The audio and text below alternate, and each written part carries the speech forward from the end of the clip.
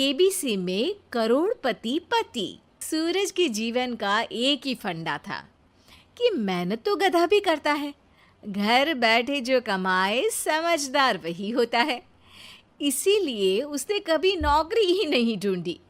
इस बात से हालांकि उसकी पत्नी शिखा बिल्कुल भी अग्री नहीं करती थी, पर फिर भी सूरज को समझाना बेकार था।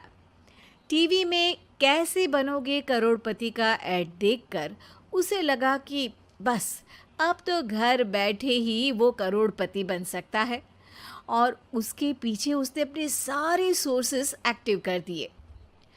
2 हफ्ते में उसके कलीग के साले के पड़ोसी के बेटे का सोर्स निकलता है जो कि उसे शो में पहुंचा सकता है, और सूरज उससे मिलने चला जाता है। अच्छा, तो हमें मुकेश जी बता रहे थे कि आप हमें शो में पहुंचा सकते हैं। हाँ, उसमें कोई तकलीफ नहीं है। मैं कल अगर कोशिश करूँ तो इसी महीने में आपका नंबर आ जाएगा। अरे ये तो बहुत बढ़िया हो गया।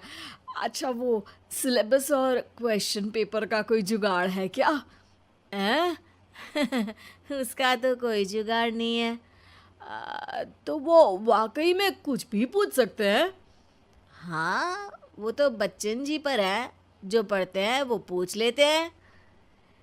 पहली कोशिश फेल होने पर अब सूरज के सामने एक बहुत बड़ा सवाल था कि आखिर जवाब कहाँ से लाए। तब शिखा ने एक सजेशन दिया, क्यों ना सूरज अपने चचेरे भाई सुमित से मदद मांगे, जो कि यूपीएससी की तैयारी कर रहा था। हालांकि इतनी मेहनत करना सूरज को समझ में नहीं आता था, पर कोई और रास्ता ना मिलने पर वो आखिर सुमित से बात करता है। अरे सुमित, हमारा कैसे बनोगे करोड़पति के लिए सिलेक्शन होने वाला है। तुम हमें थोड़े चिट बनाने में मदद करोगे क्या? अरे भैया, चिट बनाए तो सालों हो गए, उसमें हमारा एक्सपर्टीज नहीं है। बल्कि आप बोलो तो हम आपकी पढ़ने में ज़रूर मदद कर सकते हैं। हट, कैसी अनाप शराब बातें कर रहा है तू। सूरज ने सुमित को मना तो कर दिया था, पर तैयारी करने के सिवाय कोई चारा उसे दिख भी नहीं रहा था। खासकर जब 12 के पेपर लीक करने के एक्सपर्ट शुक्ला जो भी हाथ जोड़ लेते हैं। आखिर सूरज को सुमित के पास जाना ही पड़ा, और उसने सुमित और शिखा से वादा किया कि वो बहुत मेहनत करेगा। 1 महीने की तैयारी के बाद फाइनल हुआ कि शो से 1 हफ्ते पहले एक ट्रायल खेला जाएगा, जहां पर सारे रिश्तेदार ऑडियंस की जगह पर होंगे और शिखा सवाल पूछेगी। दूर दराज से भी रिश्तेदार आकर हाजिर हो गए देखने कि आखिर कैसे बनेगा सुमित करोड़पति। सब कुछ सेट था, और इतने में सूरज आकर अपना स्पीच देता है। ये 1 महीना मेरे लिए आसान नहीं था, पर अपने भाई सुमित और अपनी पत्नी शिखा की मदद से मैं इतनी दूर पहुंच पाया हूँ। मेरे मम्मी पापा के आशीर्वाद ने भी बहुत साथ दिया है मेरा। मैं उम्मीद करता हूँ कि आज के शो में आप लोगों को बहुत मज़ा आएगा।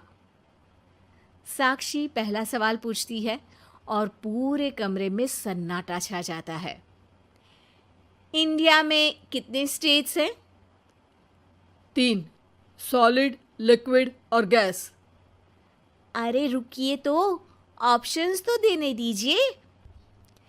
इतने में 5वीं कक्षा का चिंटू बोल उठता है। अरे क्या मामा, आप तो पहले सवाल पर ही आउट हो गए। अरे बेटा, पहला सवाल तो ट्रायल होता है ना। अरे तुम अब देखना। देखने जैसी बात तो थी ही। सूरज को इतना शांत किसी ने नहीं देखा था। कभी कभी तो लगता था मानो सूरज आंख खोलकर ही सो गया हो। मामा जल्दी करो प्लीज, कल सुबह पनवेल भी तो निकलना है। अरे हट, कंसंट्रेट करने दे मुझे। 3 सवाल में 3 लाइफलाइन खत्म हो चुकी थी, और अब चौथे सवाल पर भी सूरज का मौन नहीं टूटा। पर सूरज अभी भी हार मानने को तैयार नहीं था। उधर हर कोई सूरज को छोड़ सुमित को देख रहे थे। आखिर सुमित ने ही तो पढ़ाया था सूरज को। गजब बेइज्जती है यार। अरे बेटा, तो बाप का, दादा का, भाई का, सबका नाम बुड़वाएगा। अरे 3-3 लाइफ लाइन ले ली तो भी तेरा कुछ नहीं होना है। अरे कोई इतनी बात करता है क्या शो पर? अरे बेटा, शो पर तेरे जैसे भी तो नहीं आते ना। सूरज की ये जंग आखिर 1 घंटे बाद 5वें सवाल पर खत्म हो गई, जब उसने इंडिया के नेशनल बर्ड का नाम कहा, कौवा। अरे बेटा, मजा तो बहुत आया, बस थोड़ा टाइम पर खत्म होता तो आनंद भी आ जाता।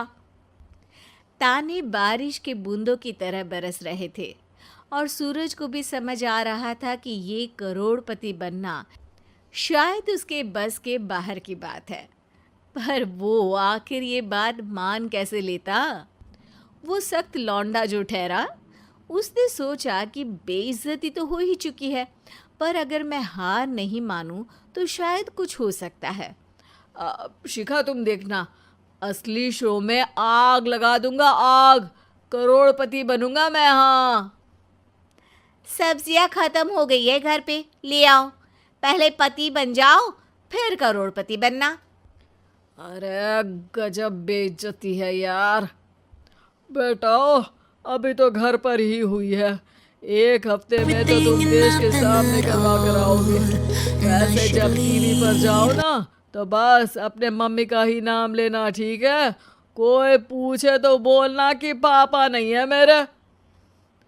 अरे पढ़ाई की, पेपर निकलवाए, इतने सारे लोगों को खाना खिलवाया, क्या फर्क पड़ा? इसीलिए मैं कहता हूँ कि मेहनत तो गधा भी करता है, घर बैठे जो कमाए वही सिकंदर। लेकिन मामा, गधे भी जानते हैं कि हमारा राष्ट्रीय पक्षी मोर है।